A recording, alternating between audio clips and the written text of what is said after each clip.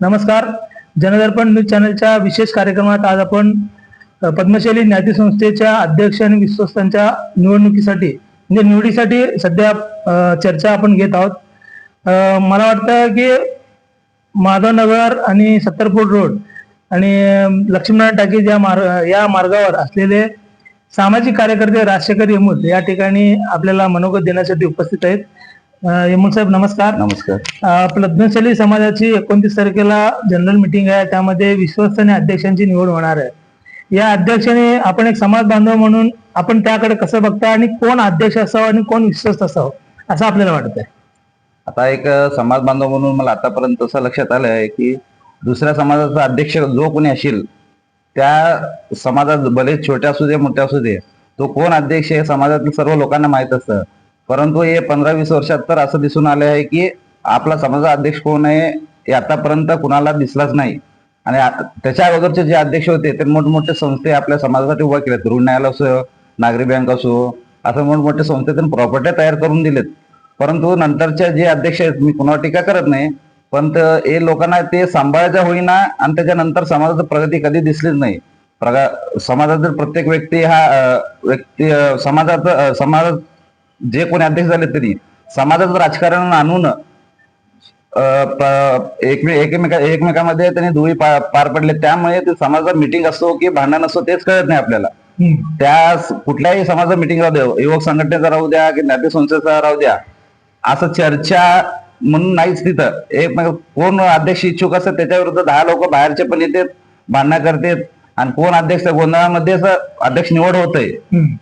माझी अशी इच्छा आहे की समाज बांधव याच्या पुढे जो कोणी अध्यक्ष होईल तो भले तो कोणी राहू द्या, नवीन असू द्या किंवा जुना असू द्या, तो सर्वानुमतीने निवड व्हायला पाहिजे. आणि जो कोणी अध्यक्ष होईल त्याचा समाजातील प्रत्येक घटकापर्यंत त्यांनी पोहोचला पाहिजे, प्रत्येक घटकापर्यंत पोहोचला पाहिजे आणि त्याला समाजाचा आपुलकी असायला पाहिजे. हा समाजाचा पूर्ण वेळ द्यायला पाहिजे. आता आपल्या समाजात आर्थिक बाबतीत आपला समाज फार मागे पडलेला आहे. शासन स्तरावर अनेक योजना आहेत, त्या योजना आपल्या समाजातील प्रत्येक भागात जाऊन ते प्रबोधन लोकांसाठी प्रबोधन करायला पाहिजे. आणि महत्वाचा मुद्दा म्हणजे आता लव जिहाद फार मोठी समस्या आपल्या समाजात भेडसावत आहेत. ते आपल्या नवीन घरकुल जे आहे तिथे तर फार मोठ्या प्रमाणात होत आहे. अनेक समाजातील मुली लव जिहादाला बळी पडत आहेत. परंतु आतापर्यंत जेवढे बळी पडलेत त्या एकाही कुटुंबाकडे समाजातील अध्यक्ष गेला नाही किंवा समाजात कोणताही पदाधिकारी गेला नाही. याच्या पुढे जो कोणी अध्यक्ष होईल हा जबाबदारी त्यांनी 100% स्वीकारायला पाहिजे. ती समस्या लव जिहाद हा समस्या त्या कुटुंबापुरती नसून पूर्ण समाजात आहे. ही भावना ज्याच्या असेल तोच अध्यक्ष व्हायला पाहिजे. आणि समाजातील कोणताही संवेदनशील विषय असेल, आता जुन्या नवीन घरकुलमध्ये तिथं हिंदू मुस्लिम भरपूर होत आहे, तिथं आपला समाजात कोणताही पदाधिकारी जात नाही. तिथल्या समाजातील लोकांना वाईट टाकलेलं आहे. पोलीस स्टेशन असू द्या किंवा सिव्हिलच्या बाबतीत असू द्या कोणी जात नाही. काही मोजके सामाजिक कार्यकर्ते किंवा हिंदू एकतेचे जे कार्यकर्ते तेच दिसतात. पण समाजाचा ज्ञाती संस्थेचा अध्यक्ष किंवा युवक संघटनेचा अध्यक्ष कोणी दिसत नाही. याच्या पुढे काही पण समस्या असेल तर जो कोणी नवीन जो बोर्ड होईल त्या बोर्डातील लोकांनी सामूहिकरित्या जाऊन आपल्या समाजाच्या व्यक्तींसाठी जो व्यक्ती राहिला, भले तो कुठल्या पक्षाचा राहू द्या कुठल्या ह्याच्यात राहिलं, त्याच्या पाठीमागे राहायला पाहिजे.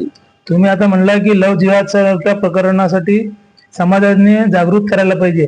मला एक छोटीशी माहिती आहे की गेल्या 2 वर्षापूर्वी आपल्या समाजाची एक मुलगी उच्च शिक्षणासाठी पैशाची मागणी केल्यानंतर समाजातील कोणीही पुढाकार न घेतल्यामुळे एका मुस्लिम संघटनेने तिला दत्तक घेतलंय. म्हणजे याच्यावरनं समजून येते की आपल्या समाजाकडे किती पैसा असून सुद्धा काय उपयोग नाहीये. म्हणजे आपले समाज लव जिहादकडे का मार्गस्थ होते हे उत्तम उदाहरण मला माहित असलेले मी सांगतो. पण आपण म्हणल्याप्रमाणे लव जिहाद सारख्या प्रकरणाला आपण आपल्या समाजाचे अध्यक्ष असेल, युवक संघटनेचे अध्यक्ष असेल किंवा आपल्या कार्यकारिणी असेल, त्यांनी जातीने लक्ष द्यावं. त्याच व्यतिरिक्त शैक्षणिक सारख्या गोष्टीसाठी त्यांनी झटावं असं माझं म्हणणं आहे. आपण या ठिकाणी आलात आणि आपण चर्चेत सहभाग घेतलात. आपलं जनदर्पण चॅनलच्या चर्चा तर होणारच. या विशेष कार्यक्रमाबद्दल आपला आभार आहे. धन्यवाद. Ayush hospital doctor BP Ubale आणि डॉक्टर कविता B उबाळे यांच्या मार्गदर्शनाखाली कन्ना चौक मद्दा मंगल कार्यालय येथील आयुष हॉस्पिटल इथं सर्व सोयींनी युक्त वैद्यकीय सेवा उपलब्ध.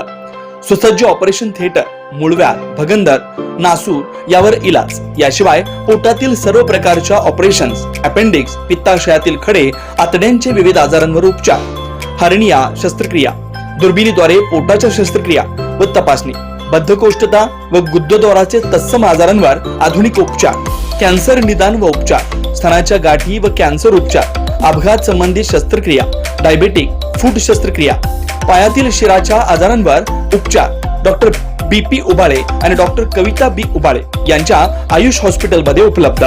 Ayush hospital, plot number 21A, रविवार पेठ, मत्ता मंगल कार्यालयाजवळ, कन्ना चौक, सोलापूर.